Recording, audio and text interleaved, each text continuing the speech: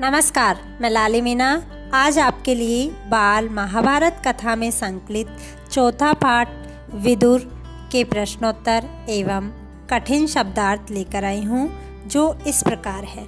पाठ से पहला प्रश्न, विदुर का परिचय दीजिए।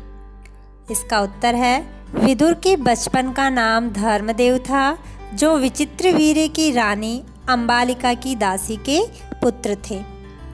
दूसरा प्रश्न, भीष्म ने विदुर को किस पद पर नियुक्त किया था और क्यों? इसका उत्तर है, भीष्म ने विदुर को राजा धृतराष्ट्र का प्रधानमंत्री नियुक्त किया था, क्योंकि धर्मशास्त्र और राजनीति में विदुर का ज्ञान अथाह था, क्रोध उन्हें छू भी नहीं पाया था। तीसरा प्रश्न, धृतराष्ट्र की सबसे बड़ी कमजोरी क्या थी? इसका उत्तर है, धृतराष्ट्र की सबसे बड़ी कमजोरी उनका पुत्र प्रेम था। वह अपने बेटे दुर्योधन से अपार स्नेह करते थे। अपनी इस कमजोरी के कारण वे दुर्योधन के अनुचित अनुरोध को भी मान लेते थे। चौथा प्रश्न, धृतराष्ट्र द्वारा दुर्योधन को जुआ खेलने की अनुमति देने पर विदुर ने उन्हें क्या कहकर समझाया?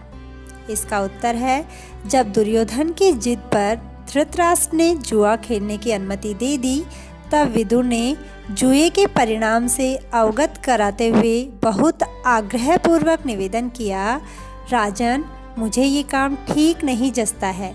इस खेल से आपके बेटों में वैर भाव बढ़ेगा, इसको रोक दीजिए।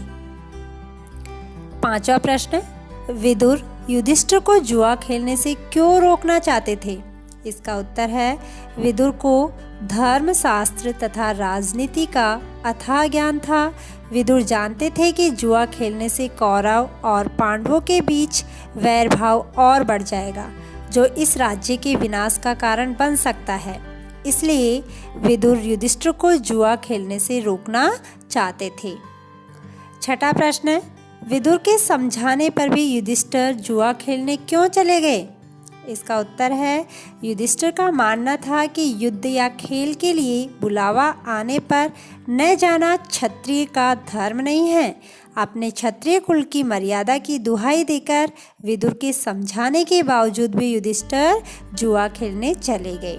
सातवां प्रश्न है, जुए के खेल के परिणाम जानते हुए भी धृतराष्ट्र ने जुआ खेलने के लिए युधिष्ठिर को क्यों आमंत्रित किया? इसका उत्तर है, वृद्ध धृतराष्ट्र अपने बेटे दुर्योधन से बहुत स्नेह करते थे।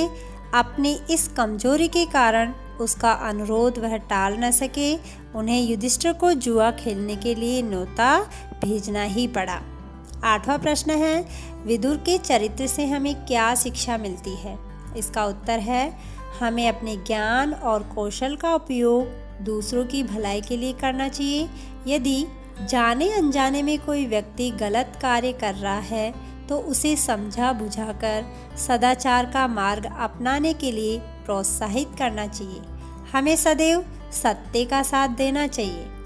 अब आगे पाठ में आए कठिन शब्द एवं उनके अर्थ इस प्रकार है।